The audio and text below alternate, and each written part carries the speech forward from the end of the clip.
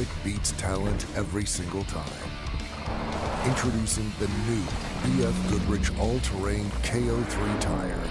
Legendary toughness made tougher. BF Goodrich, what are you building for? Hey everybody, welcome to this episode of Fishgistics. This is the wrap-up show for the Score Baja 500. My name is Cameron Steele, and I'll be co-hosting with my good buddy Austin Fish Farner. Fish, good to see you, buddy.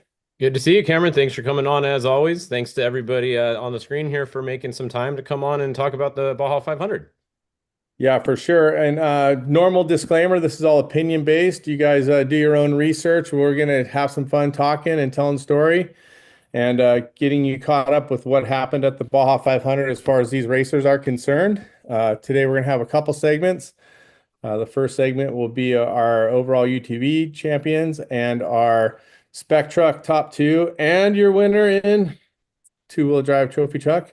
Then our second segment will be the three trophy trucks that had a heck of a battle, all finishing within 30 seconds at the end of the race for the top three. Mr. Menzies, Andy McMillan, Ampudias, and of course Luke McMillan will all be here. Before we get started with the talking on the racing, did want to spend a little time and show respect for Jason Hogan, a motorcycle rider who passed away at the Baja 500. It's always so terrible to hear these stories. In this situation, we were in the area, some of us, and our heart goes out to his family, his loved ones, and just being out there doing what he loved, racing dirt bikes, is such a special thing to be able to do. And unfortunately, this time he didn't come back from Baja, and we all feel that pain together. The entire community rallies behind his family, and just putting our thoughts out there, Fish. Yeah, no, definitely. We've talked to I actually talked to his sister, and they were able to get him back eventually over there to Colorado and New Mexico where his parents were. So she was very grateful for all of you guys that were there with them on the mountain and for all the help with everything that happened down there. They weren't super familiar with racing, so this was not exactly an easy thing for them, but everybody came together. Like you said, it was great to see everybody help out. And yeah, we hate it when stuff happens. Unfortunately, Baja racing is dangerous. And that's just a reminder of it, but that's also why we all like it, because it's it is a little bit crazy. It's definitely a little bit crazy, the sport we got ourselves involved with, and just wanted to say all the love, our prayers are with you, and thinking about you guys, thinking about Jason, and every time we're in that part of Baja on that mountain, for me, we can just call it Jason's Mountain when we go up there. Just think about him, and wanted to give special thoughts for him. It's always hard to shift gears after talking about such a tragedy, but that is what we're here to do. We're here to talk about the race itself. We'll get with some other current events when we move on a little bit later, but right now I'd like to introduce the folks that we have here with us. Of course, Spec Truck Donkeys. We got Trey Gibbs here, if I'm not mistaken, his first Baja win. He joins us on the road to Lake Powell. Brent Fox is here, who is no stranger to being on the podium in the spec trucks, and I believe just won a race overall this last weekend at Baja, Nevada, but we're here to talk about Baja 500. Brent, welcome to the show. And we'll talk to our UTV heavy hitters. We have the top three. First of all, Brandon Sims, our winner in Unlimited UTV for the overall. Second, Wayne Matlock, one of the legends of our sport. And Ethan Groom, one of the youngsters coming along with the Factory Polaris team. They're all here. So if you guys don't mind, I'm going to start with the UTVs just for a second here. And Brandon, you've had some great results and some great times racing, obviously, and you've been showing people that you're super quick. You're on vacation in Costa Rica, which I'm sure is really tough to make the time to join us. But how was your race? For the fans out there, for the people that didn't hear much about it, how was your race? Our race was really good. We're pretty consistent down in Baja. I mean, we really are. We run a lot of, we've been running the Score series for the last few years, and we've been this close so many times. I'll be honest, I have a lot behind both Brock Hager and Caden Mack. So we've actually, we're always that close. I think we've got a couple second places in the championship for Score. Currently, we're leading it right now, which is pretty cool, being halfway through the season.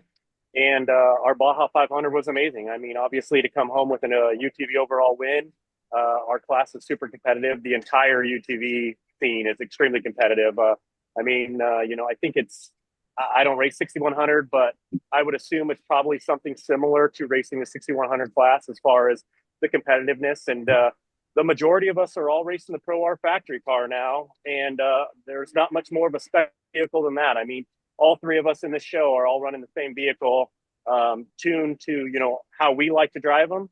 But it's a very spec kind of vehicle, so it's very similar, in my opinion, to racing a 6100 at a little bit smaller, different level, but similar styles, I think you definitely bring up some good points. It's a very similar class, and lots of great talent in both classes, obviously.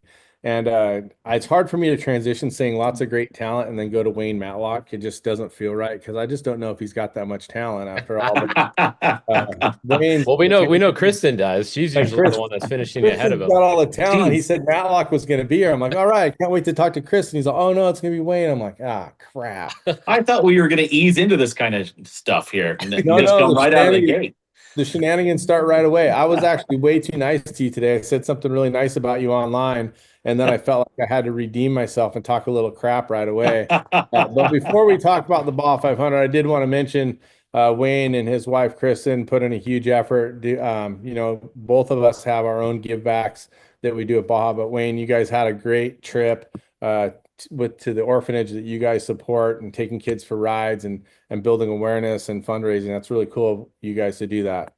Yeah, it's something that it brings us a lot of joy.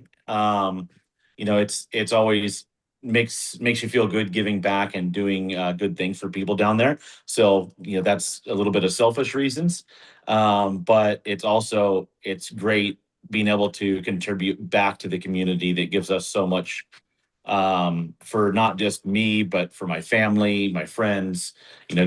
Being able to go down there in Baja and do what we do is a total blessing and it's a privilege. And we're happy that we're able to give back to the community. For sure. And good karma brought you home on a podium. That's got to be a good run. Were you right on Brandon's tail, or what's the story? Give us the race story, since I know I can count on you to tell some lies and spice it up a little bit. Here, I'm going to show you the results. Look at how close these are between Wayne and them. So look down at Pro Open. So Brandon was at 10:33, and then Wayne was at 10:44, and so is Ethan. They're literally 18 seconds apart. So 18 seconds between second and third, and then only another a minute and a half to back to fourth. I mean, that's pretty crazy. Yeah, I wasn't as close to Brendan as I wanted to be, and we'll work on that. Yeah, Brandon, way to kick dirt in his face. You got 11 minutes on him. Yeah, no, Brandon did fantastic. He's been putting in good drives for a long time down in Baja.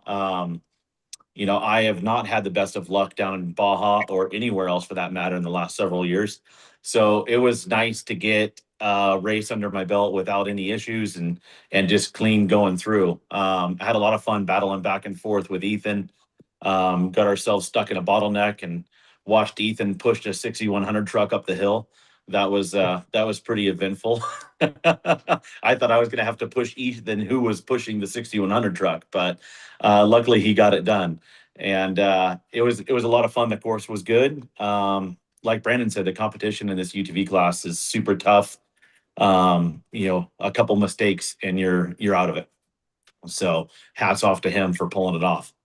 Heck, one mistake and you're out of it, right? You got to pull over for a minute and who knows what's going to happen. But hey, I wanted to point out, Ethan, good job. I'm sure your dad's real proud of you. You came home without an asterisk in front of your name. That's always good. 0 penalties. I know sometimes you get the asterisk. I know the other guys got it, but it could be for 1 second of speeding penalty, which is so easy to do. But Ethan, your family's involved with the sport. It's really cool to see where it's come for you. And how old are you now, and how long have you been with the factory team? I'm 19 now, and I started racing with them last year, and it's my first full-time year with them. It's been a really good experience so far, honestly. Having the support there. My mechanic, I grew up racing against him as a kid, and so we have a super good bond there, and just the whole team in general, from Travis up top and Adam and Johnny there in the shop. It's a really good environment, and kind of culture's winning there with Brock and Caden there. There's no excuses not to go and put it on the box. For sure. I think you said something nice about Travis there. I'm gonna let that one slide for now. Just teasing. Travis and I go back decades. So actually, did you know? I don't know if you know this, but the boss of the team actually was a racer, 3 championships in Class 12 with his team. So he's got some history back there. So watch out if you give him too much crap. Oh man, I hope my seat's still good for next year. Then we got to find that out. Might take it himself. They didn't tell you yet? Yeah. Travis to the blue car. Does he have a superhero uniform that he gets to wear when he goes in the race car? Does he have a different color than everybody else? He might have the red. I can't remember. I think he opted in one of the test cars last driving session. Put on a clinic for us over there. I think we got him a Finding Nemo one because he likes to go for swims in the ocean sometimes. Dang, I it was a wasn't harsh gonna crowd take it around there. here. I opened the door just a little crack and boom, here it comes. Ethan, you're close to Matlock on that one. I mean, those are tight seconds right there, buddy. Yeah. Yeah, it was a fun day. I don't know, I was going back and forth with Wayne and Mitchie basically since right off the start. I remember going through Ojos, and we were nose to tail pretty much the whole way down the coast, and then coming back over, and it was a fun day. Then coming back over the summit the other way, Mitchie and Wayne and I all got stuck in a pile up or in a kind of a spec truck getting hung up on a rock, and Mitchie got by, and then we got hung up again on a spec truck that just was struggling to make it up, and it was a fun day. A lot of back and forth and good tight battles. Yeah, it was a lot of fun. I knew I had gotten a speeding penalty, so I was really trying to push hard to not let Ethan get too far in front of me going to the finish line because I knew there was penalties coming. I just didn't know how many. So luckily, it wasn't quite enough to lose the position. Well, you guys have assaulted the spec truck guys a little bit, which I don't mind. I like that. I like when you guys abuse the spec truck guys, but we got a couple of them here actually listening. So really quickly, let's jump over there. Trey, congratulations. First Baja win for you, buddy. Yeah, yep. First actual desert win, and no better place to do it than down in Mexico. Yeah, for sure. What a obviously very unfortunate situation and terrible with where we were all stopped.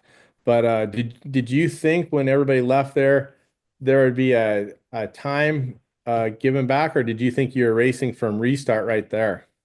Honestly, my mindset in that exact moment was we were racing from right there. Obviously, in the back of my head, I was hoping that there was going to be a time credit. But in that moment, I just didn't know. So I just went on doing what I was doing that day. And honestly, we were having a great day. So I just pretty much try to keep on keeping on and forward, just keep making forward progress. So it's kind of one of those things where I was just get it to the finish line and we'll figure it out after that. You've been working at this for a little bit. Tell everybody a little bit about your background for those that haven't been around watching what you've done in the past. Yeah, so this is technically my 11th year racing. Grew up doing short course stuff. So as back in the Lucas Oil days, and then went out to Champ racing out in Crandon, Bark River, ERX, and that was kind of mainly like my childhood. I mean, I say that like I'm old. I'm getting there, but yeah. So I started off in the short course stuff, and always grew up watching the desert, and always was super intrigued and into it. And it's funny, little kind of backstory. I remember watching Dust to Glory when I was younger, and Alan Pfluger with his little Hawaiian guy on the dash of his trophy truck. Like that's what got me into it. And so I've always had like the desert racing kind of idea in the back of my head. And eventually obviously my team and myself were very successful in the short course side. And, I talked to my pops and kind of worked him into getting a UTV and starting the desert racing scene. So started off in that, ran a UTV for a couple of years, and honestly had a big awakening to what desert racing was. Completely different than short course. And I mean, I'd always qualify great, but would always end up usually breaking the car in the first 20, 30 minutes because that's what I was used to being a short course guy. So definitely had to learn a lot about attrition rates and just saving the car. And yeah, just been putting in a bunch of work. And like I said, kind of ran the UTV thing for a while. And then Christopher actually ended up getting out of the spec truck into the trophy truck. So he had his spec truck up for sale, and I kind of talked with my grandparents and father for a while, kind of shooting it back and forth, trying to poke and say, we'll sell some stuff. I'll get rid of a couple of my Christmases and birthdays, and so yeah, we ended up going down the spec truck route, and I think this is my third or fourth year in it, and just been having a blast. So went down to Mexico for my first time.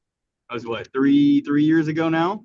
So yeah, still pretty fresh to Mexico, but after my first couple times down there, I knew there was no other racing quite like Baja. So yeah, that being said, Baja has my heart, and yeah, just love the fans down there, love the terrain. Score puts on a great series, and looking forward to the future. It was a Right on. pretty it was a pretty close race between you guys too. So not quite as close as the UTVs in a couple spots, but it was only 9 minutes. So I mean, pretty close together between you guys. Were you getting good splits all day and kind of knew where everybody was?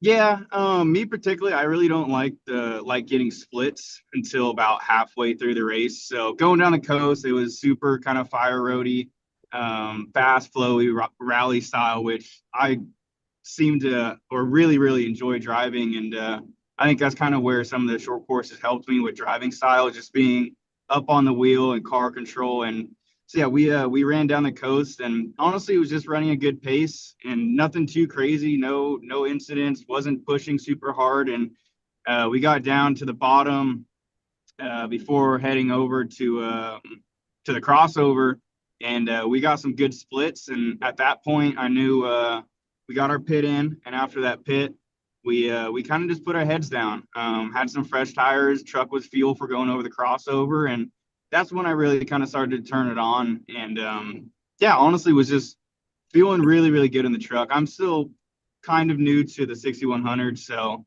it's a learning curve every time I get in the truck, and just trying to figure out what I like, what I don't like, what the truck likes, what it doesn't like. And all in all, we were just having a really good day, and seemed like things were kind of playing out in our favor. And my big thing is just progress is good progress. So I just try to keep the tires on the truck, and keep clicking off miles. So all in all, it was a pretty good day. For sure. Obviously, when you win, it's a great day. It's been a couple minutes since he said it, Brent, but he did say old. I think he meant seasoned. What he was talking Seasoned. about. I think he meant like he was not quite seasoned yet, because you and I might be a little bit more seasoned than some of these other whippersnappers in here. Wayne's somewhere kind of near our group a little bit, but Brent, you've been slaying them. Brent, you've been having some good runs. Like Trey, you're kind of newer to the Baja racing also. I mean, I know you've been around for a bit, but you've been pouring it on and spending way more time in Baja than you ever did before over the last few years. Yes, we spent a little bit of time down there the last couple of years, and the results are starting to get where we need them. And Baja's just a very unique experience. Love being down there, love the fans, love everything about it. It's kind of the wild west of racing. Yeah, you could definitely say that. I'm not sure that you know, but I was behind you, chasing Travis Pecoy towards the finish line, which was very frustrating. No disrespect, but I know you were on a mission to do what you were doing. But man, that's tough when all three of us are driving together like that in the similar trucks. Man, it was one giant dust storm. I don't know about you, but I went off the road in that last 30-mile segment on one of those bladed sections, and I got so lucky to keep the truck. I just didn't panic. I held the wheel straight, like I came over a blind rise in your dust.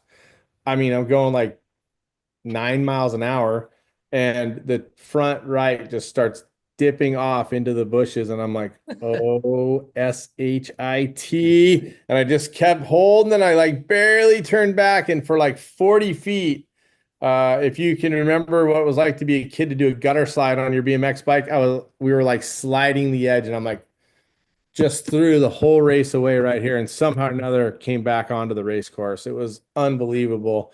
But yeah, speaking of splits, we did not get splits at the like 80 miles ago. So we were trying to race up in your dust. Finally, when we got towards Ojos, we got some splits that made us calm down a little bit. But great race, Brand. I know it's tough, man. That last 100 miles, there's just nowhere to pass. It's like you can take this giant risk and try to get. I know you were thinking the same thing, right? Because you're racing Pecoy, trying to get to the time that Trey's on, right, on the minute he's on, and there's just like no easy spot to poke your head out in that section. It's just like just stuck in the dust. But how'd they get in front of you, Cameron? Aren't you in a trophy truck? They're in a spec truck. Copy. Go ahead, Brent. You broke up there, Cameron. Coming back in, after the incidents, coming back up the summit, everybody kind of got grouped up again. And, it was, you couldn't see 100 feet from there clear to the finish line. And yeah, I did see you coming into Ojos. I see, I picked over my corner on that hard left, picked over my shoulder. Yeah, you were right there. And I felt bad giving you dust, but I was right behind Pecoy and I was trying to get him. And yes, coming in that last 30 miles, that new section they run, oh my gosh, that was horrible coming in there. And I had the same situation where I come up over, it was a right coming up over a top of a hill, and I just kind of pushed a little bit and that front end dropped off. I go to back up and I couldn't back up, and you can't see nothing. Luckily, I was able to go forward through some bushes and stuff like that and get back on the tree. But yeah, there for a second, I kind of thought I threw the whole race away right there with 15 miles to go, 10 miles to go, and that's a crappy feeling. But luckily, we were able to get back up there, and just had a good decent day. So congratulations to Trey. Ran a heck of a race. So yeah, no, I mean, you got everybody here seemed to run a good race, and I appreciate the chatter there, Fish, between the specs and the two-wheel drive trophy trucks. I'm just here to say, like, it's fun and I like it. I'm only racing against the two-wheel drive trophy trucks though, so we need some drama. It's no fun without some drama, right? Drama's all good, man. It's all good. Yeah. I was thinking about it with Brent there. I was like, man, if we could get to his back door, would we like just immediately nerf?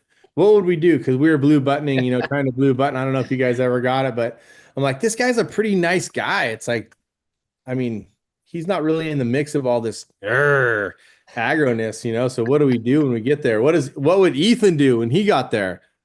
How many, Ethan and you guys, how many spec trucks are you guys passing now in the UTVs? Because you start right behind them. How many are you guys passing? Gotta be lots. Countless. We're in the dust right? all day, really. Straight off the start. I think there was bottlenecks coming through Ojos the first time, and we're basically moving through some of the slower spec trucks and two-wheel drive trucks all day long. You'll catch a small gap of clear air, you'll catch up to the side-by-side ahead of you, and you're all slowed down in the dust again. It was a tough race for sure. Dust was tricky to navigate. Well, it's hard for you guys to nerf too, right? I mean, the front bumpers on those cars are really low. There's not really much bumper on there, and then you take out your lights, so it's really hard in a UTV to hit a truck. Huh? Did you have that problem, Brandon, when you were first on the road there trying to get by anybody? Yeah, I usually just ruin my whole bumper every race, so I'm trying to avoid doing that, especially when we have the potential of going into nighttime. It seems like every big race that goes into night, I get frustrated and just totally take out my bumper, and then I realized the 6100 truck or whatever truck it was that I was trying to pass probably didn't even feel me. So it doesn't accomplish much, but it makes me much better. Yeah, I can sympathize. Obviously, I've raced a bit of UTVs with you guys in different races when I can, but I used to race a 1600 car, and same situation, trying to pass the big trucks, bumper super low, shocks are sitting right on the front. At least you guys' shocks aren't way up over the front like our 1600 cars, but back then, and I would never suggest you guys do anything like this, we used to try to catch them when they're pivoting on a corner if we could. But just saying. I wasn't always as nice a person as I am now. Now I'm a very nice, calm person. I didn't used to be that guy, to be honest with you. Do you guys, I mean, you guys aren't getting nerfed to train them, but do you guys ever have you ever gotten nerfed by a UTV? Can you even feel it really back there? Either Brent or Trey, you guys are at the front probably. I wouldn't say I can't say I've ever been nerfed by a UTV. No. Yeah. No, don't lie. Hey, if I did, I'd own it. I'd own it. I would own it if I did. I know. Yeah, that's hard stuff right there. That's the drama that is off-road racing, the crap talking and all that stuff. I want to ask each one of you guys really quick in a 15 or 20 second answer. What was your favorite or toughest part of the racetrack that you guys raced through? Brent, go ahead. You go first. You know what? The toughest part was when we were coming back on the summit, Cameron. We were all there together, and we all experienced something we never wanted to experience. And so trying to get back in your truck and then change your mindset and then racing still to the finish, knowing what just happened, but knowing you still got a race to finish out, and then everybody stacked up there in the dust. That was pretty emotional. And so to me, that was the hardest part.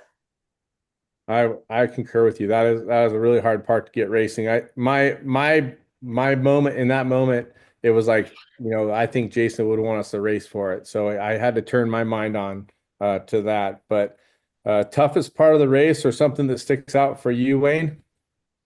Toughest part of the race for me is like, right off the start, basically from around Ojos Negros all the way down to I would say almost Urindia, just being buried in the dust. It's so frustrating trying to go fast, and you got the trucks, the slower trucks in front of you, and watching, you work so hard trying to get up on someone, and then the race course turns not in your favor. The wind turns not in your favor, a different direction, and you just watch them disappear, and it's super frustrating. But just trying to be patient. I can sympathize. I also wanted to say that although you think because Trey and Brent and myself are further towards the front that it looks any different up there, I can tell No. you for sure it does not. The Yeah. dust, if you're not the first truck, you're eating it. And it seems like no matter what we do, we're 45 seconds or 50 seconds behind the truck or car right in front of us. And it's just a ruthless part of it. Ethan, what about you? Toughest part of the race or something that sticks out, something on the race course? I smoked my first big cactus down in Mexico, so got my feet wet in that at mile like 70 coming into Acambaro. So it was a long day picking those out. Yeah. Yeah. You have to jump in Choya in your lap, or did you get it on your navigator's app? Because one thing I've learned is when I'm getting ready to, if I'm going to hit a side or catch the Choya, I always try to make sure it goes down Cody's side so that I don't have to deal with it. I wish I could have prepared for it. We were right there in Mitchie's dust, and we ended it like all of a sudden it was clear, and the cactus was right there. Got a bunch on my arm, and my poor navigator. Carson had a rough day. Felt bad for him over there. I heard you guys were asking for pliers at the pit or something. You were trying to pick out some of the cactus thorns. Yeah, we didn't bring our comb. We were some rookies out there. We got it in all the pre-runners, and we didn't have one in the race car. So that's definitely it'll be there for the 400 for sure. You gotta carry like an afro pick. Yeah. Oh yeah, We have all the Afro comb. picks. We have a comb right on our center console, and we do have some pliers in the car, amongst other things. But yeah, man, getting those Choya inside the car. One thing I did learn when I was younger is if you're going to hit it, kind of push back on your seat so it doesn't go behind your seat, and then try to, no matter how much you're stuck with it, I try not to move forward like this because I don't want anything to go behind. So, and the other thing to be careful of in my race truck in the number 16 is if you hit bigger bushes and the branches come in, my navigator will grab them and then he'll hit me with them throughout the race if he doesn't like what I'm doing. So he's not very nice about it. And so I'm just mostly teasing Cody because he's down and out a little bit right now, but we have a lot of fun in there. Trey, what about you? Hard part, something that you sticks out in your mind? I think I'm gonna have the same answer as Brent on this one. Coming back up that pass was, I mean, like he said, of course, something that none of us would ever expect or want to deal with.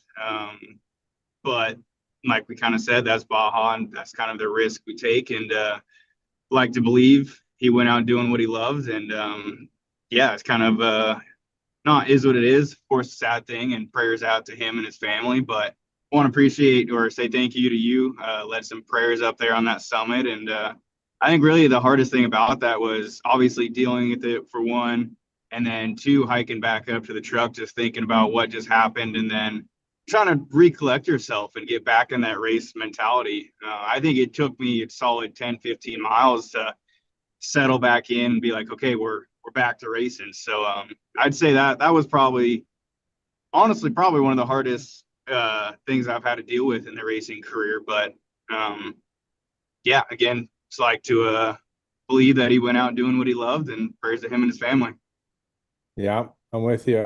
I think you and I had a couple words on that hill, and I think we can only be the best humans we can be, and do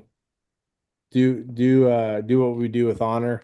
And getting back in the race truck was part of it, and I know a tough thing for all of us that were there to do, but we did it. We did it honorably, and we're able to, because of the effort we put in to get to the finish line, we're able to talk about it here and share our respects and our love and prayers for him here on this show. So I got to say it was a good thing. But I'll continue. I didn't, Brandon, I didn't ask you yet your toughest part. I think it's hard for you to think of anything tough as you're sitting in Costa Rica. That is pretty brutal out right now, bud. I want to say probably the hardest part for me was probably the double summit. I didn't have any chase vehicles between Valley T and back to whatever K88 or whatever it was, back to the free or whatever.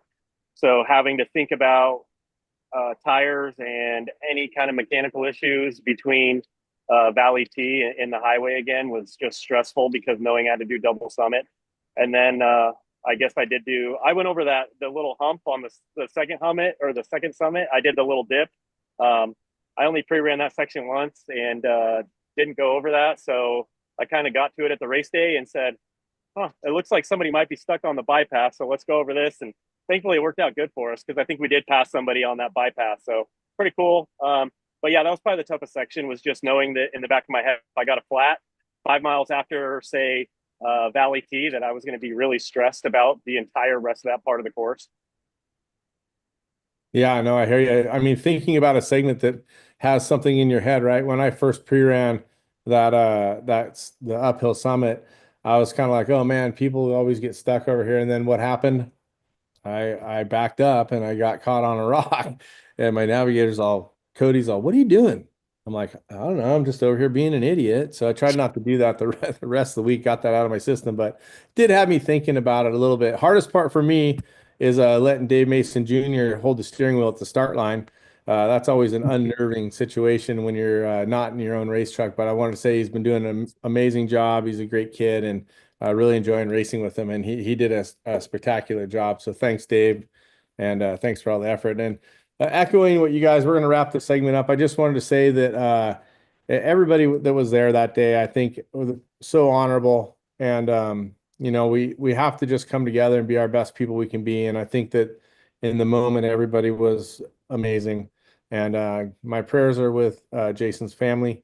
I thank all of you guys for coming here today. I thank you guys that have talked about those moments up there, how tough it was. I think it's a good thing for all of us to talk about. And I think that everybody should feel okay to talk about stuff. And if anybody ever wants to reach out, I'm always here. Call anytime, send some hate text. I love it. But God bless his family, and congratulations to all you guys. Just amazing heroes in our sport, guys that are winning, guys that carry yourselves with confidence and grace. Like we were talking about with Wayne, what you've been doing with the orphanage down there. Our orphanage trip is coming up next week. Everybody's getting the phone call, so don't dodge it. When I call, just answer, because it's going to be way easier to just say I'm in versus dodging it. So even you young kids, get ready with your wallets. But that's going to do it for the UTVs and the spec trucks. Thank you guys for the time. Congratulations to our first-time winners, and just congratulations on a great race all the way around, you guys. Thank you, guys. Appreciate it. Awesome. Thank you, guys. Congrats, Ron. Yeah, good Thank job, you very guys. much. All right, we got our trophy truck guys making their way in. Yeah, a little switcheroo here. That Yeah. was a lot of great drivers in that segment. I love hearing the UTV guys talk a little crap about the spec trucks, and just overall racing is fun. It's good to hear from everybody, and just see how everybody's thinking about the race. And that's the little tidbits I think that people get from Fishgistics. Like, if you were to ask me, like, is it like a super heavy like news effort or whatever? Maybe not, but it really brings that little delicate slices of what it takes to race the race truck and be involved from everybody. And speaking of what it takes to race the race truck, 3 of the finest in our sport, youngsters, in my opinion, but all have definitely earned the right to be champions in our sport. 4 of them joining us here. I'd like to welcome our winner, Luke McMillan. Hi, buddy. Hey, how's it going? Thanks I for like having that. me on. Yeah, Excited for to talk sure. about the race. Very, very cool to have you here. Our runners up this time, B. Menzies, Bryce, and Andy McMillan teamed up. Good to have both you guys in the house. Thank you. Appreciate it. And I got a smirking Alan Ampudia down there. I'm not sure what he's got going on. Maybe second screen, or maybe No. he's back to the World Cup game. I'm not sure. There you go. His World Cup stuff. I see Mexico on there. You guys have England next, right? Is that right? Yeah, it's gonna be a tough game on Sunday, but we're ready. Are you going? No, I'm not going to. I went to the first three in Mexico City, but no, we're gonna watch it from the TV somewhere. It's pretty amazing. I'm Are going you to start. still recovering? What? Are you still recovering? No, I'm good. I'm ready. Checking.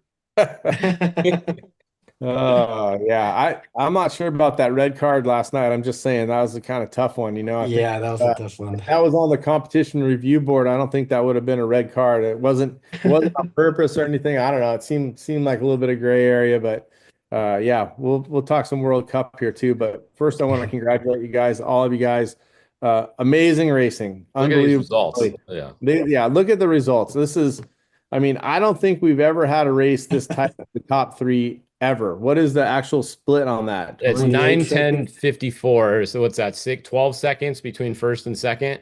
And then it's what is that? 14 seconds or something, 17 seconds between second and third. I mean, you're seconds. We're not even 20 talking about a minute. 28 I was- seconds.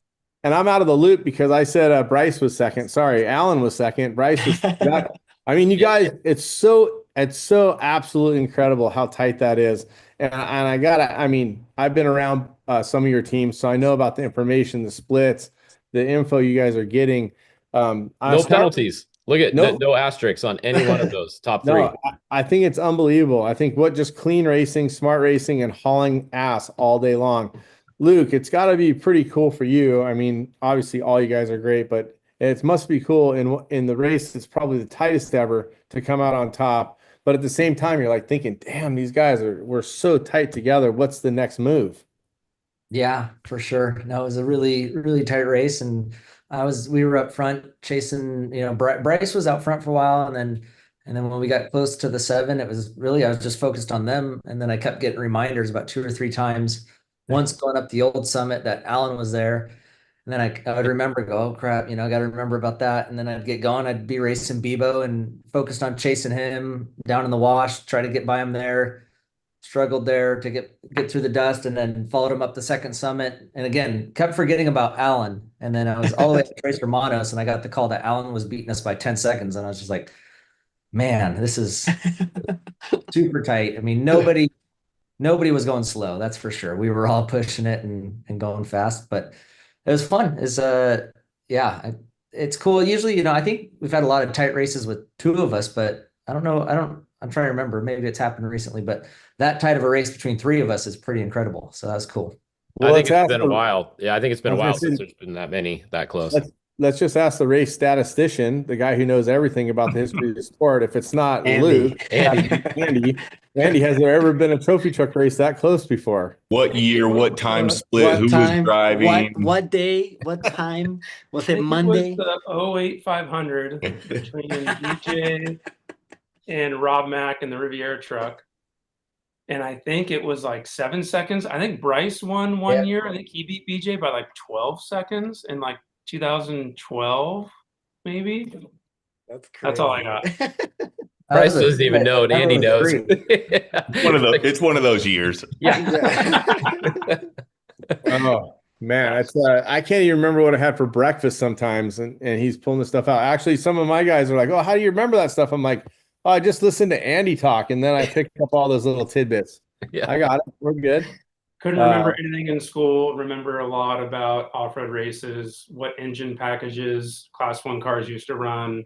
Me and my friend Brian would actually be able to watch old Baja videos from like 4 Days Actions and La Baja and those guys, Video Arte.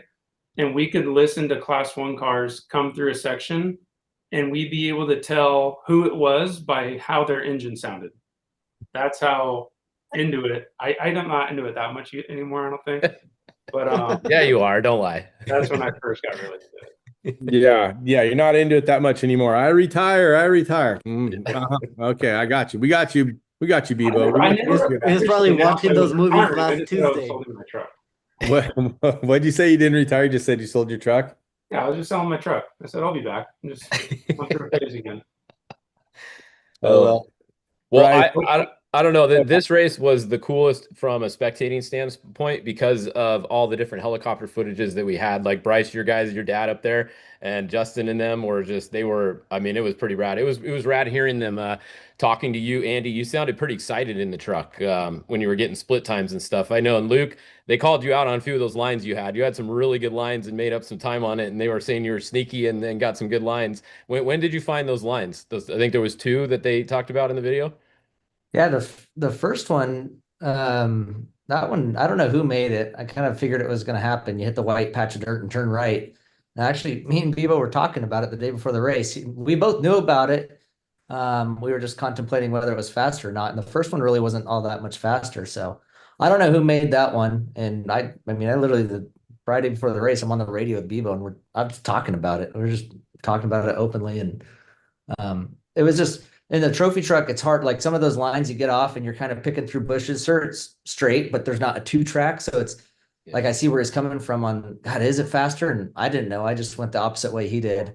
The second line, Duncan had been dreaming that one up for a while. And we made that like the night or two, not the night before the race, but I think it's Thursday afternoon we found it and ran it It's in. But always it's not like the obvious stuff. A lot of the a lot of them were made by Walser back in the day. And honestly, a couple of them I didn't touch, and I was, oh, we'll see what happens. Most of the time they get blown out and sometimes they don't. So really, I think there was only one line we had that Andy didn't, and it got us really close to him right before his pit. So that made a good difference. But yeah, it's all up in that K77 stuff when they just start zigzagging. I don't do it anymore. I think I get a lot of the credit, but some people just mow in straight lines, and it's kind of Sure. yeah. Sure. I made You don't one. do I it made one anymore. line this whole race. It's always like trying to like sneak around Friday afternoons, always kind of tough too. You're like hoping no more helicopters. What you need to do is go out after the fog comes in Ensenada and be out there. You know, I mean, the helicopters are.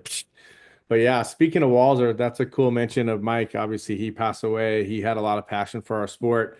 And there's when he was like kind of coming up and getting going and getting more and more speed with the helicopter out there, man, he caught us walking some lines in the past, trying to hide old school, like, you know, hiding behind the bushes or whatever. And Walzer's like his chopper's like pointing him right at us. He like drove right to us one time.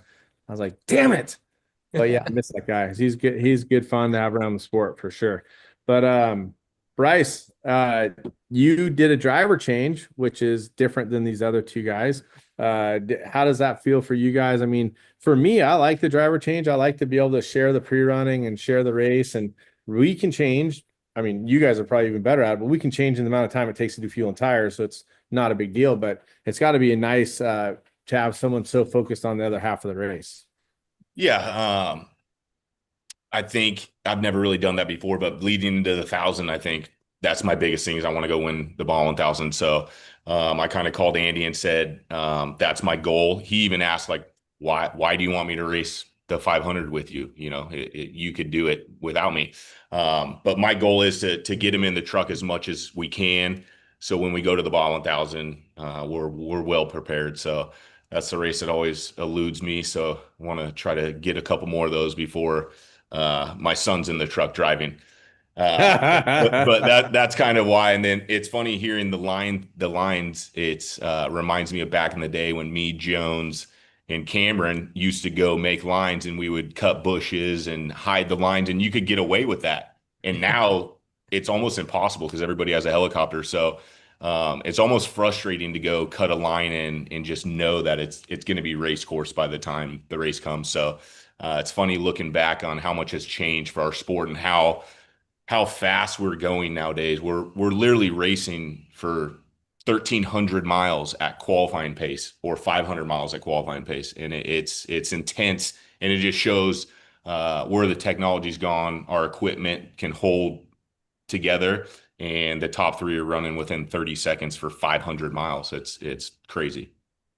Some of my greatest pre-run memories are with Jesse Jones. A lot of fun with you, Bryce. And yeah, I text Jesse the other day randomly.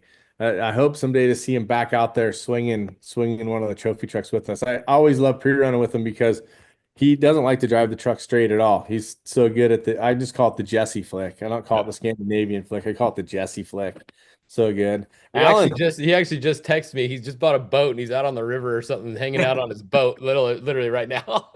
he's so fun. He's an amazing human. I love Jesse. He's a lot of good vibes, a lot of big heart. Jesse's got a big heart for sure. Stoked to have him as part of our sport. You guys all probably know he made the trophy truck racing possible for us by selling us our truck on credit back in 2007, believe it or not. Alan, good race for you, buddy. You got squeezed right in between these turkeys, huh? How did that happen? But I know. I just know like everybody's family wants him to win.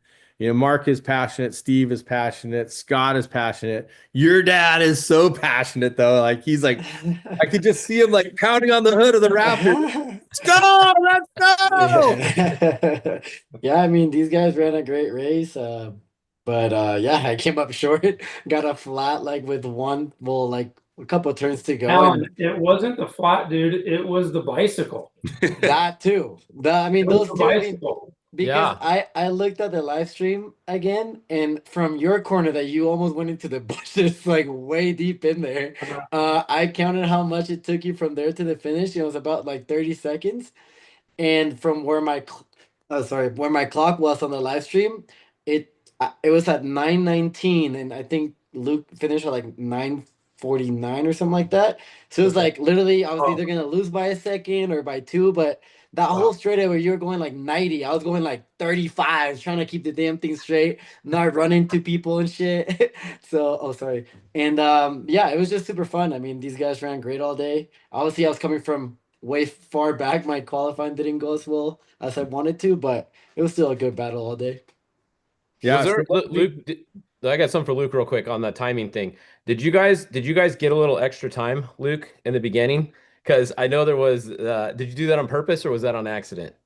No, it was all on purpose. It was, yeah, I don't know why they do it that way. It's just, I guess, but we left the ceremony start, I guess, and it was a green flag, and I just cruise. I leave that thing slow anyway, because I'm like, yeah, I'm just trying to warm everything up if the time hasn't started. And then the time started in the wash. My buddy Duncan loves playing these kind of games. They make me a little nervous. Honestly, I'll be straight up honest. I don't trust Score's timing system enough. So I was like, I'll go slow, but I don't want to kill too much time because they don't really know what they're saying sometimes. So, but we actually asked at the drivers' meeting. I didn't. My buddy Mario goes for me, and he asked Jose, "Hey, can we go from that start to the actual start? How fast we got to go?" And he goes, "Well, it's 37-mile-an-hour speed limit." He goes, "Okay, so can I do 20?" And Jose kind of was like confused. He goes, "Yeah, don't go over 37." And then he paused and he goes, "Oh, okay. If you want to play that game, go ahead." And really, it helped us in the end, but it helped us mostly in the end with the dust cushion because I was just stuck in Andy's dust. But it bit us in the beginning because Lofton was so close to us. And then I got a flat at mile 50, and Lofton was right there. But honestly, regardless of where I started, Lofton would have been right there anyway. I kind of just make dust in the beginning. I usually just drive the first 100. So I think he would have been there. The flat was a bummer, and I don't feel like I should have gotten that. But yeah, we dragged our feet off the start and built the cushion. I had a feeling. I even told Andy the day before the race, I'm like, man, it's gonna be me and you, and Score through in that silty loop at the end. So I was worried about that. I did it for that reason, and just to kind of throw everything off. But hopefully Score fixes that, just one of those things that they do and doesn't make a whole lot of sense. And we took advantage of it. I was so bummed at the end. Actually, I would have lost anyways. But when we got into that tight silt section and Steve started calling off, maybe it was still every 5 miles or so. It wasn't like every mile. I wanted times like often, but he would just like randomly come in with a time update.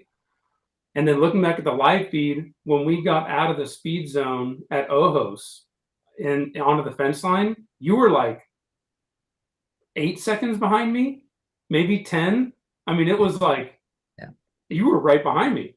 Yeah, and then, whatever the dust cushion was, that we were there. I was just trying to put pressure on you, and then we hit all that silt, and that's where it got wild because we hit all that silt, and then when you get after that silt, you hit the blue gate with the famous jump. From there, I'm like, oh gosh, I know I know this section, and Bebo knows this section, and it's going to take one extra notch to do this because I already know what he's going to do, and it was it was full send all the way to the finish line. Luckily, we kept it on the road and it was all good, but it was high speed. I think when we got out of the silt, Andy was physically 50 seconds ahead of me.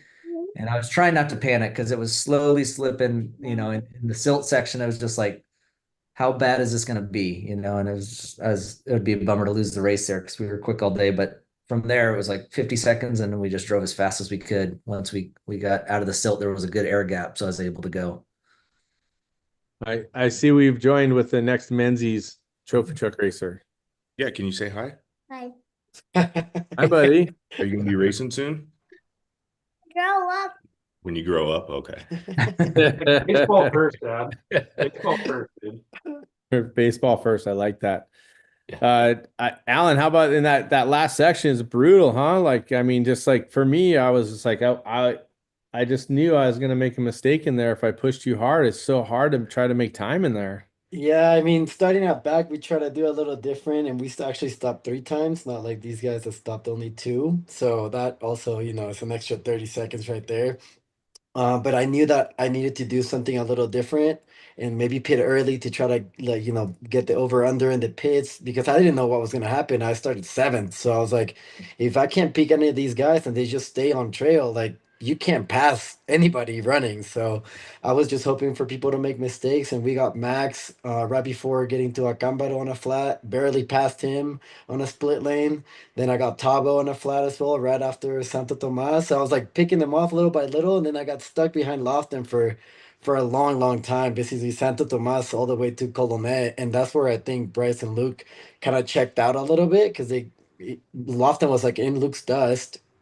And then he like when I passed Lofton, there's absolutely no dust from these guys.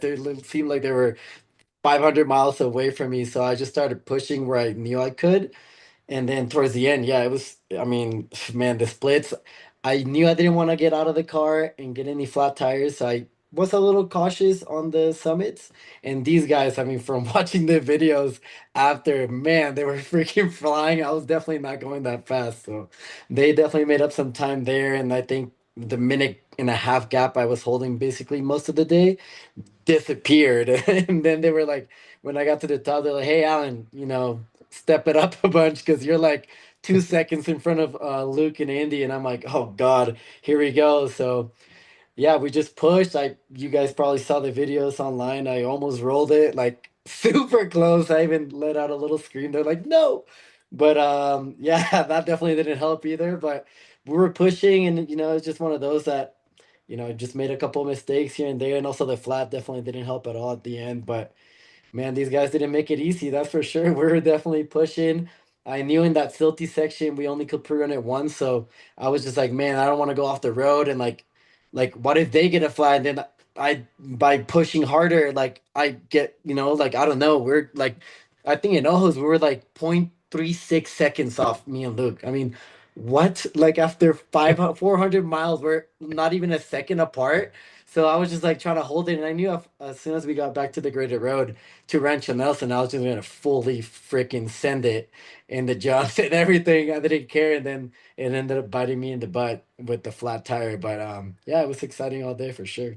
That little berm at the finish where you got your flat, I was Yeah. watching on the coverage. I hit that same thing because I came out of that sweeper off the hill. Uh-huh. And I came down. I just didn't go quite as far over the berm as you did. You kind of like you were No, carrying if I so much I speed, saw I like, saw the blew video, over. I kind of stopped the GoPro and I literally put the tire where the biggest gap of the rut it was. I think if I would have been like half a tire to the left, it would have been fine. But it was such a big hole, and we always tell the people not to stand on the outside of the corners, but there's a gap with this camera, and I just saw him booking it, and I was like, oh no, I gotta turn more. I can't like run somebody over at the finish. So, I mean, it made Honestly, it that exciting. the tire doing that made it even that much more dramatic I at the mean, finish now line, everyone thinks especially I'm Lightning watching. McQueen, and Yeah. yeah, I don't know. I think that's gonna be my costume this year for Halloween. But Yeah. yeah, it was definitely exciting. I mean, 12 seconds, and then Luke and Andy 12 seconds behind me. That's just insane. I mean, it was a well fought battle, and I even told Kyle, my coach, I was like, I don't know what happened. They're saying there's drama at the finish with the time. So I was like, dude, I don't I mean, obviously I want to win, but I don't care. Like that was such a hard battle for 9 hours that I mean, like I beat Luke at San Felipe by 30 seconds, and then the Australian boys at the 500 for 40 seconds. I'm like, dude, I mean, if you get second, I mean, shit, you lost for less than a minute after more than half a day. Like, yeah, I'm happy with the result, and we'll get him back at the 400. That's totally what it felt like at the finish. I was like, you know, I felt like I didn't lose. Yeah, I know. I mean, everyone was screaming because we didn't know Luke did a little sneaky at the beginning, but I mean, I would have won by like I think like 10 seconds or something like that. So it was like, oh my God, with the flat tire, everyone was pumped. And I was like, and then on the way there, they're like, wait, there's some drama. And I'm like, oh, I'm like, all right, well, whatever happens, happens. I mean, I feel like I drove a great race. We never stopped for a flat tire, for anything. I mean, we did have some little oh shoot moments, but other than that, like we kept the truck running all day. What we had to do, we made the passes when we could, and yeah, it was fun. That's definitely wish I would have qualified right in between you guys, so we could have been all three of us the whole day, like back to back. That would have been sick. But I started so far back that I didn't make that happen. Well, and you guys drove the whole way. Like I drove from 260 to the finish, and dude, I felt like I drove the whole way. And then you guys actually drove the whole way, and I was like, oh man, dude, that's like Well, for more me, fun. like my on the coast, I don't know, in one of the bumps, my maglock came undone, but like where the maglock hooks into the helmet.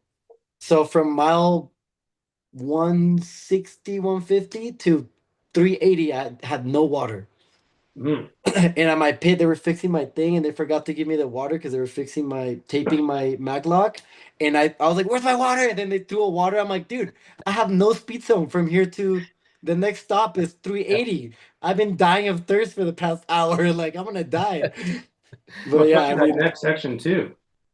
yeah, that was tough. At the pit at 380, I grabbed the bottle and you could see it in my video. I just squeezed like if I was trying to kill the bottle, just squeezed the whole thing. I was like dying. But Oh man. yeah, Well, just Bryce, I gotta ask you. So when Andy was in the truck and we were watching, he's in there like he's having fun and they're laughing and they're joking and they're talking about the truck. When you're in there, it's like silent. Like, are you having fun when you're driving? I'm just I'm having fun. I'm just silent, I think. I just listened to Orrin and a lot of like focus is going into it. But yeah, we definitely had a really good time. And then it was different, handing the truck off to Andy and watching the rest of the race. Like you guys said, it's so cool to have the live feed from the helicopters to the in-car of the trucks. It's cool to see our sport getting to that level where a random person could actually like sign on and watch it and it still promotes to them. So it's cool to see that. And I'm hoping like more helicopters could do it and then we'll have a whole show. Would be really cool. Yeah, I mean that's the thing. We just need more of that right now. I mean, like I said, you guys were one of the first ones with it. We know Terribles has a good one, good camera system, but it's really changed the game having those. It'd be cool if Score got one of those for themselves too, and then could kind of cover whoever they wanted throughout the race because we're just kind of tied to whatever you guys are showing, which is great, and you guys are paying for it, so show yourself, obviously. But it would be cool if we had that same thing for all the different teams. Am I talking a And bunch? I didn't really notice that. Yeah, you were talking a lot. Like if you're listening, and there you're calling the truck like, "Come on, bitch! Like get around the corner!" or something. Like yeah. like- or when they would go over our rides, we got woo. yeah, I yeah. think it was the coach. I was pumped. Yeah, for me, we don't really talk as much. I don't really say anything unless I I think it's make. because I haven't driven that hard in such a long time. And then when Steve was calling out times back to Luke, when we thought he was only a minute behind us, physical. And then Yeah. when he's calling like 32, 40, 43, 50, dude, my heart and like I couldn't help myself. Like I was so excited inside. I love that. A little more pedal. That's fun. What about real quick for the fans? I know they would all love to hear it. What was the top speed you saw in the truck all day, each one of you guys? And did you have that one pucker moment? I think maybe we know where Alan's pucker moment was, but we'll go ahead and start with you, Alan. Well, the pucker moment we all know definitely. That was the first time I biked that truck, and I mean we were not going fast to where like it would have necessarily hurt or anything, but it was like I knew that if we would have put it on its side, that was it, you know. So definitely not something you want to do with like 80 miles to go or something like that. And then the fastest, I think in an Alamo, I think I got to like 144 or something like that. But I don't like pushing that hard, even if because stuff heats up and it's a long straightaway. So I don't really necessarily like holding it flat out for that long. I would get up there, but then I'll lift for a second and I hold 130, mid 130s, which is I mean, over 120, you can all say, I don't care if you guys want to lie on live stream, but over 130 is sketchy. No matter if you're going a straight line, I mean, you are stuck to the seat. You're like flying like this because the wind is coming in. You can't really see. You're just praying to God that nothing goes wrong or a flat tire or anything. Because at that speed, nothing you can do is going to stop that truck. So, Yeah, for definitely sure. holding for dear life.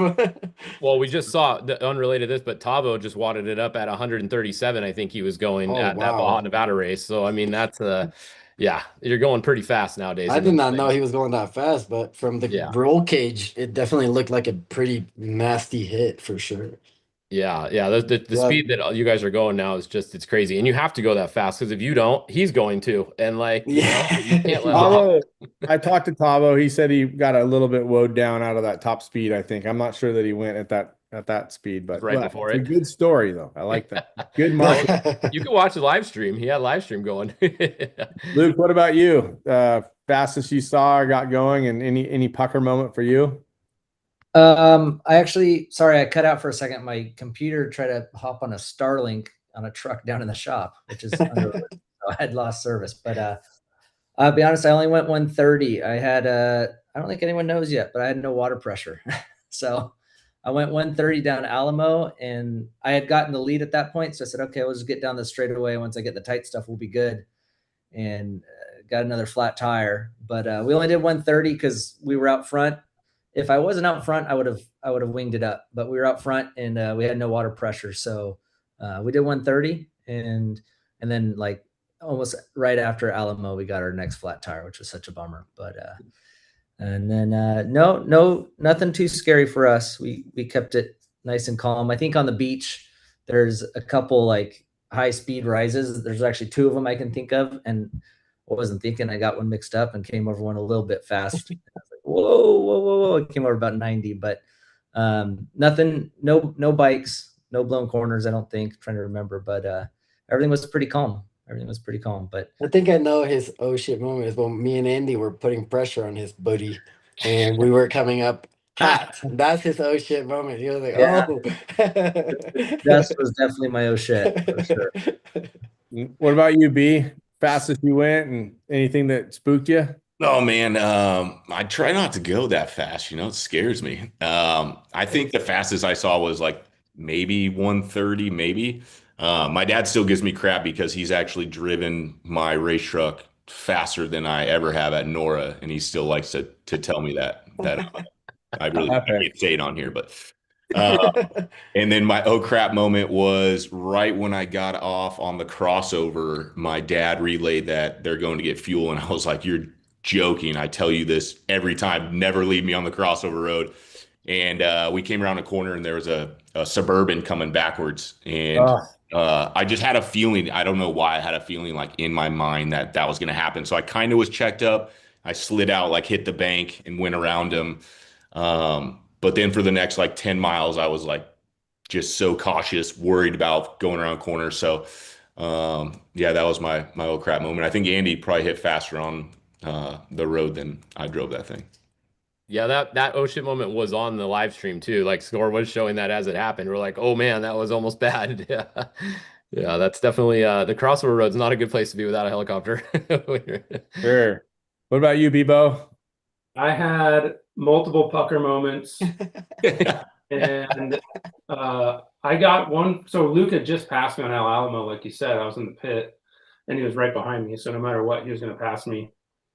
And then I got on El Alamo. I'm like, okay, well, now we just got to try and do what he's been doing to me all day, which is putting pressure on my back door. No pun intended. And so I think I got 141 or 142 on El Alamo. I would just full send because I was like, I got nothing to lose now. He's in front. I got to go. And it's so sketch because on El Alamo Road, when you're pre-running, there's a bunch of little like concrete bottos that you go through, like little rises. And you're like, in my pre-runner, I'm doing 75 and it's kind of soft and heavy. And I'm like, I wonder what the racetrack's going to feel like through here. So I'm always like cautiously marking things like careful over this, you know, concrete botto here, like check up. But on race day, I like something else possesses you, like an alter ego, you know, like we all have them, I'm sure. And you just like, that all goes out the window and you're like focused on going as fast as you can and not lifting at all. And then, yeah, I blew some corners trying to stay in front of Luke. Like after I passed him, after El Alamo when he hit his flat, I had a couple corners like in a sand wash and a couple other things. I just like completely was coming in way too hot, blew over the berm. Thank God there was no big rock or ditch or anything on the outside there. That happened maybe 3 or 4 times. And then when in that new silt section coming into the finish and Steve's calling off the times and I got it up to like 43 seconds. That's when me and Brady are like making noises on this like narrow ridge line because we did it one time in the pre-runner going 10 miles an hour marking notes.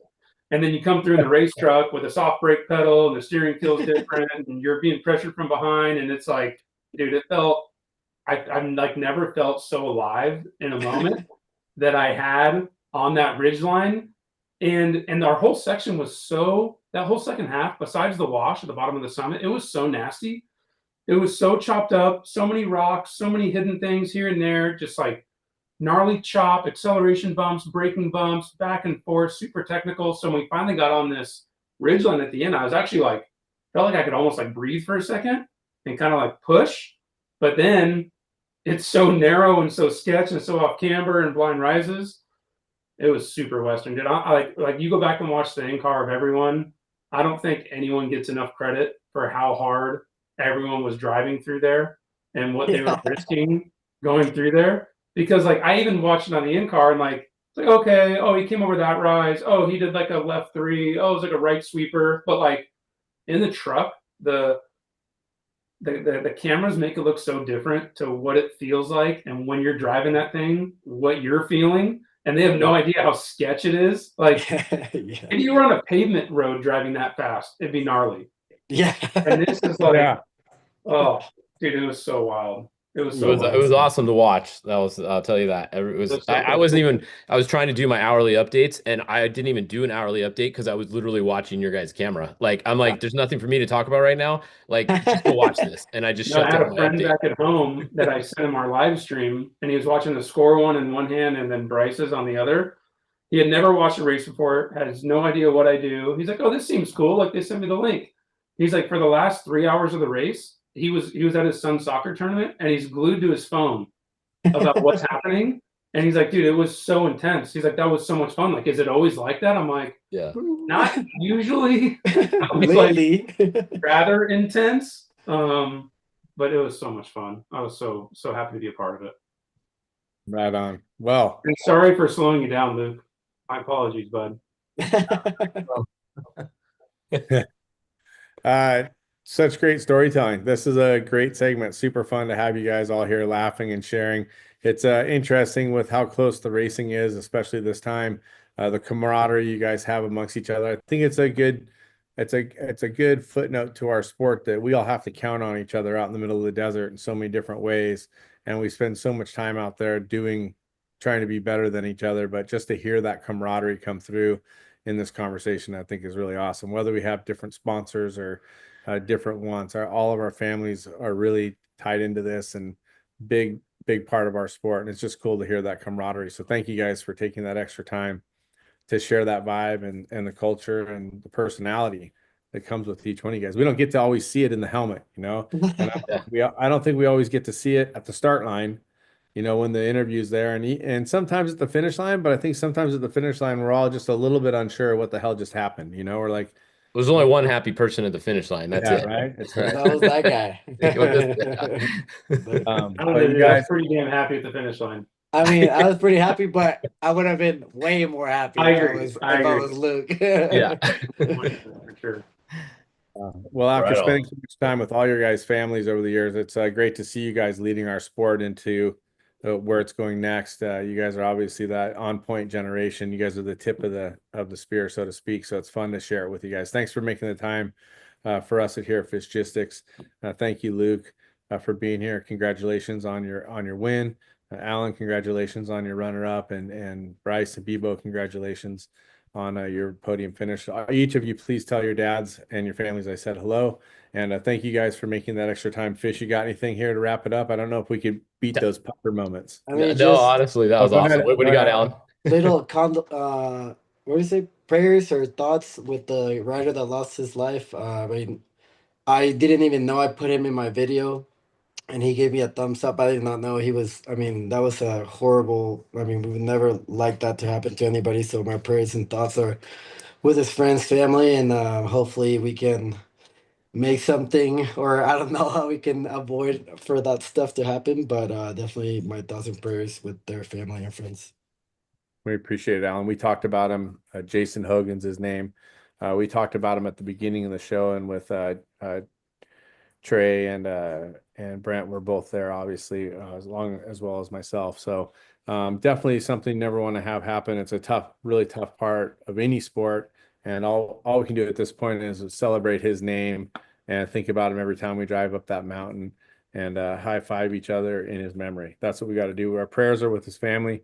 And thank you for mentioning. You guys are all great statesmen for our sport. We appreciate each one of you guys, and thank you guys. Again, this is all opinion based. A lot of fun to be here with everyone, and we look forward to our next race. Which really quickly, I saw that Bryce, you and Andy, you are racing Reno to Vegas. It looks like that's the plan. We're trying to go test the new truck and the old truck down in Mexico, put some miles on it, and then we're going to go race Vegas to Reno, because it's kind of like a throwaway. If something breaks on the truck, it's not like we're losing a championship. So going to Vegas to Reno, put some miles on that, and then That's the Gen 2. Obviously, you're racing the Gen 2. Yep, Gen 2.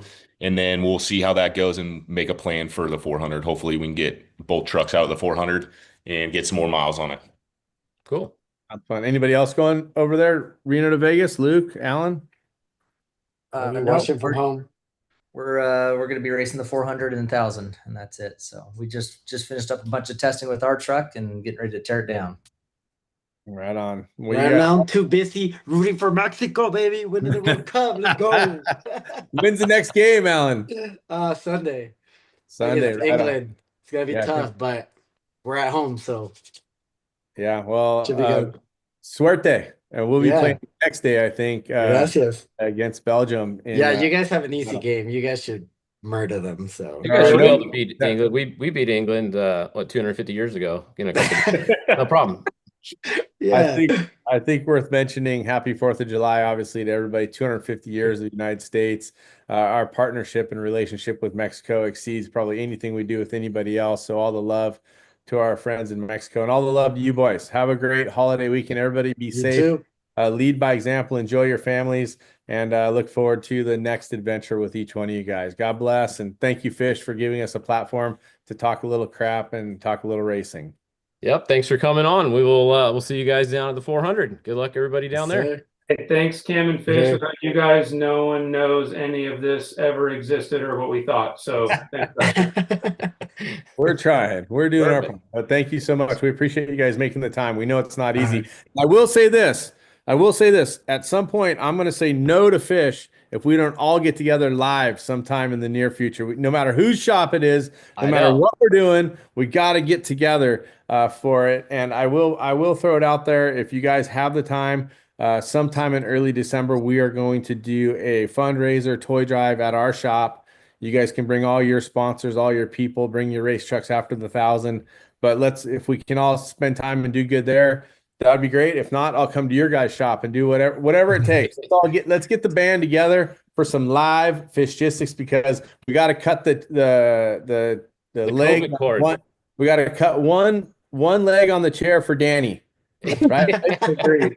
Gotta get back to that. We'll save a seat for Pistol. Perfect. As well. All right, guys. Have a great holiday. God bless.